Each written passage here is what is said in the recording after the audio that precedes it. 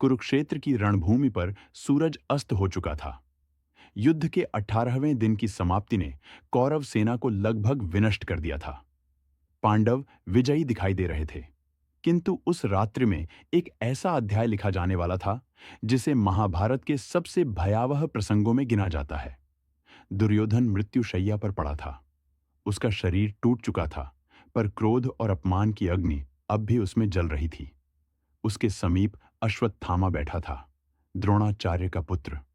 उसने अपने जीवन की सबसे बड़ी हार देखी थी। पिता का वध, कौरवों की पराजय और गुरु के अपमान ने उसके भीतर प्रतिशोध की ज्वाला भड़का दी थी। दुर्योधन की टूटी हुई आवाज गूंज उठी, अश्वत्थामा, यदि मुझसे सच्चा स्नेह है तो पांडवों का अंत करो। यह प्रतिशोध तुम्हारे हाथों ही पूर्ण होगा।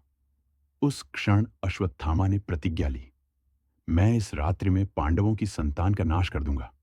यह मेरी अंतिम प्रतिज्ञा होगी। रात्रि गहराई, चंद्रमा की ठंडी रोशनी युद्ध भूमि पर रक्त से लथपथ रथों और मृत योद्धाओं के शरीर पर पड़ रही थी। अश्वत्थामा ने अपने दो साथियों कृपाचार्य और कृतवर्मा से कहा कि वे उसके साथ चले। तीनों ने पांडवों के शिविर की ओर कदम बढ़ा दिए। रास्ते में अश्वत्थामा ने रुद्र का ध्यान किया। उसका मन विकराल हो उठा।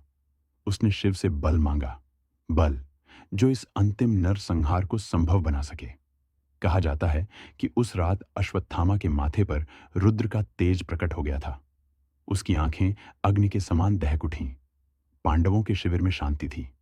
धृतराष्ट्र और पांडव रात्रि विश्राम कर रहे थे, किंतु पांडवों के पुत्र, द्रौपदी के पांचों पुत्र धृष्टद्युम्न, शिखंडी और अन्य योद्धा भी वहीं सो रहे थे। अश्वत्थामा ने चुपचाप शिविर में प्रवेश किया। उसने ब्रह्मास्त्र का स्मरण किया, पर कृतवर्मा ने कहा, ब्राह्मण, यह साधारण शत्रु नहीं है। हमें छद्म का सहारा लेना होगा। अश्वत्थामा ने धृष्टद्युम्न के कक्ष में घुसते ही उसे नींद से बाहर खींच लिया। धृष्टद्युम्न ने क्रोध से कहा, धर्मवीर, योद्धा रात्रि में युद्ध नहीं करते। मगर अश्वत्थामा की आंखों में दया का लेश भी न था। उसने धृष्टद्युम्न का वध कर दिया, फिर पांडवों के पुत्रों के कक्ष में प्रवेश किया। द्रौपदी के वीर पुत्र सोते ही रहे और अश्वत्थामा ने एक एक कर उनका संहार कर डाला। रक्त की धार बह निकली। संपूर्ण शिविर भय और करुणा से भर गया। कृतवर्मा और कृपाचार्य ने बाहर पहरा दिया। भीतर अश्वत्थामा की प्रतिशोधाग्नि शांत नहीं हुई। उसने अपने शत्रुओं की अंतिम संतानों तक का अंत कर दिया।